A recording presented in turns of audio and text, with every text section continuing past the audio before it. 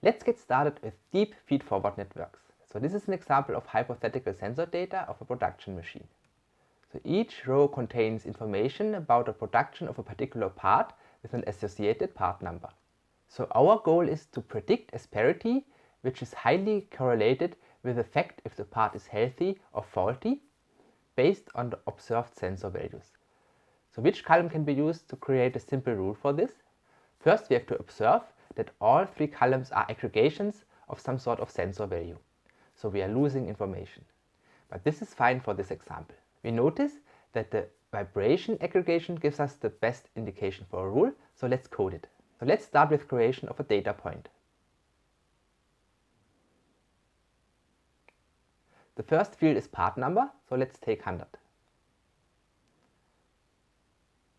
The next field is max temp, which we will set to 35. Then min temp is 35 as well.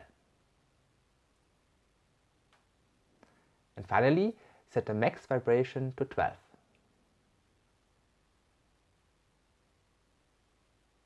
After producing the part, asperity is measured. So we set it to 0.32. So let's copy this 4 times to reflect our 4 measurements.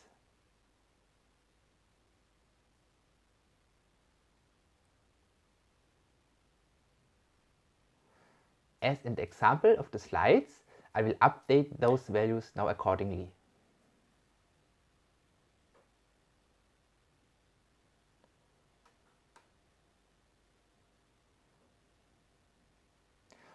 Let's implement our simple rule to predict asperity based on a sensor value.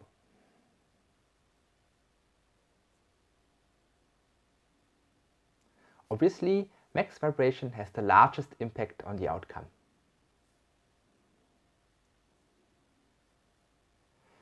Therefore, if max vibration is greater than 100, we return 13 or 0.33 otherwise. If we now test this function, we get quite good results.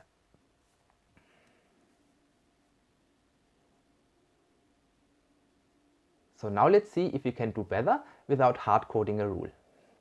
This formula here is called a linear regression model. It's called regression because it predicts a continuous value based on observations x and weights w. Let's create our first machine learning algorithm called linear regression in Python. So remember that we have to create a linear combination between our input fields and some parameters w.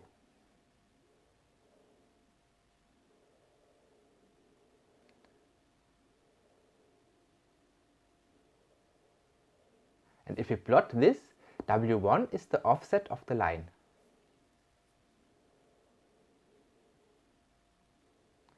So if we run this now, we obviously run into an error because we haven't defined w yet. So let's do this now.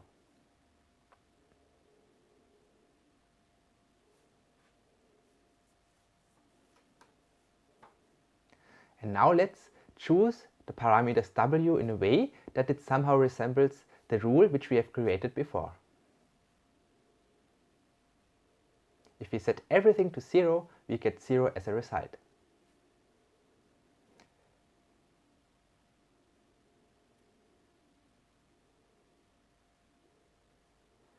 So let's try to adjust those values. We cheat a bit, we just take the numbers of our data set and play around until we get a better result.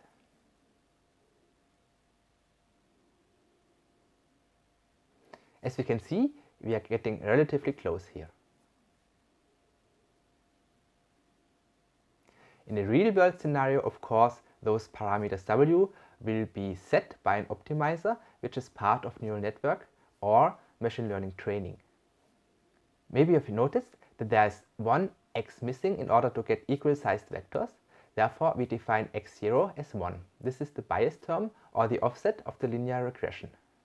So now we can multiply x with w because both vectors have the same length. If we just write down what we have learned before, we will come up with the following. So doesn't look this like linear regression? Just put y at the end and you can see it. So that's cool, we can express linear regression with a single vector-vector multiplication. It turns out that paths with an asperity greater than 1 are not usable, so we consider them to be faulty or broken. Let's change our table to reflect this. Let's code it.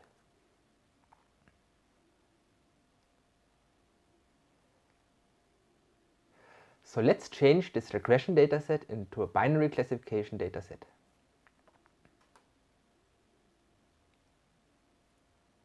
Then our rule gets more simple and also more precise.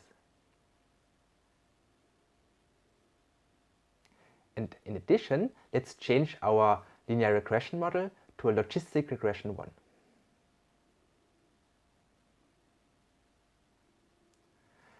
In order to achieve this, we just add a sigmoid computation step to our result.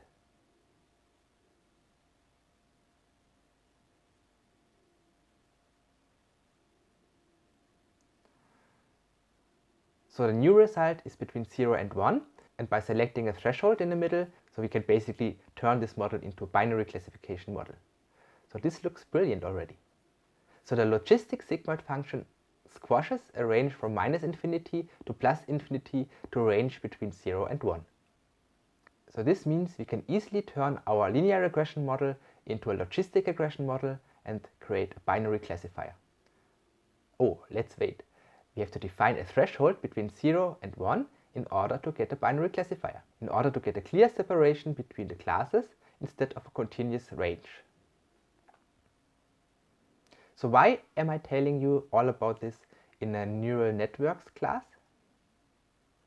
So let's have a look at the most simple neural network, the so-called perceptron. The idea is that your input vectors get multiplied with a weights vector, and finally the sum is taken. Note that even the bias term is taken into the sum. So what you should be aware of is that this is nothing else than a linear combination or a dot product between two vectors, or in other words, linear regression.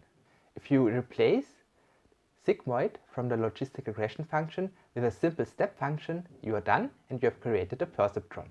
A perceptron is a binary linear classifier. So now let's see how we can improve this.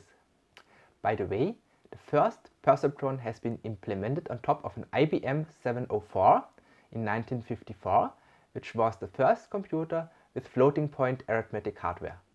So this guy here is a feed-forward neural network with a so-called hidden layer. In order to understand this better, let's code it first. So Python dictionaries are of course not the best way to do data science. Let's convert our data points to a matrix.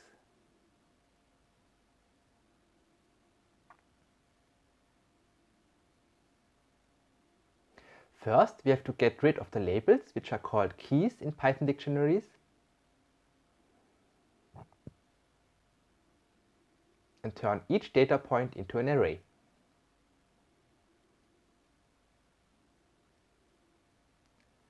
Neither asperity nor part number are required here, so let's get rid of those.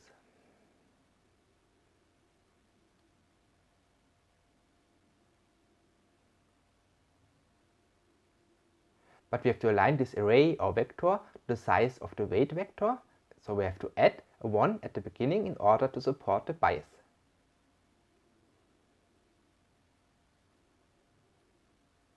So this is what we want. Native Python arrays are slow and also not supporting linear algebra operations. So let's wrap this into a NumPy array. And let's do it for all the data points.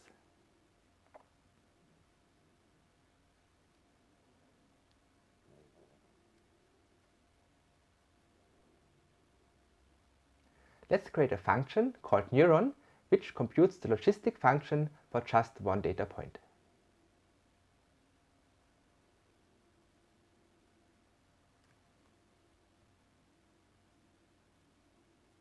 We define a weight vector w, which we initialize randomly,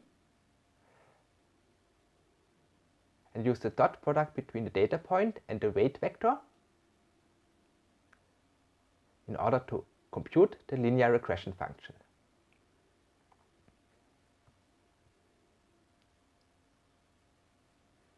Then we apply sigmoid as activation function and we are done.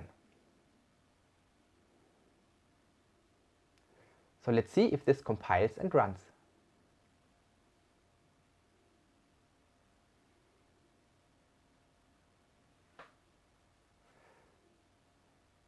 Note that we don't get anything useful here because we randomly initialized the weight vector w and didn't train it. By the way, training means updating the weight vector. So now let's pimp this function a bit in order to compute all data points in parallel. First, we have to improve the sigmoid function that it also takes multiple values at once. Fortunately, NumPy does the job for us here.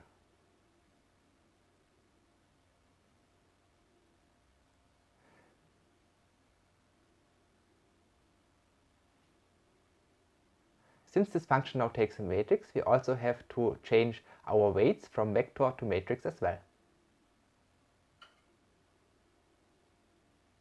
And finally, we have to create a matrix from our input data.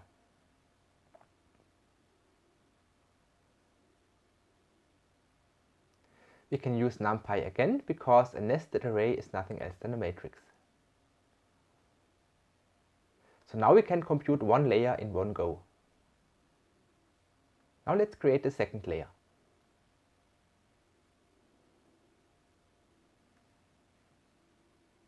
We only have to change the weight matrix because the second layer is computed independently from the first layer.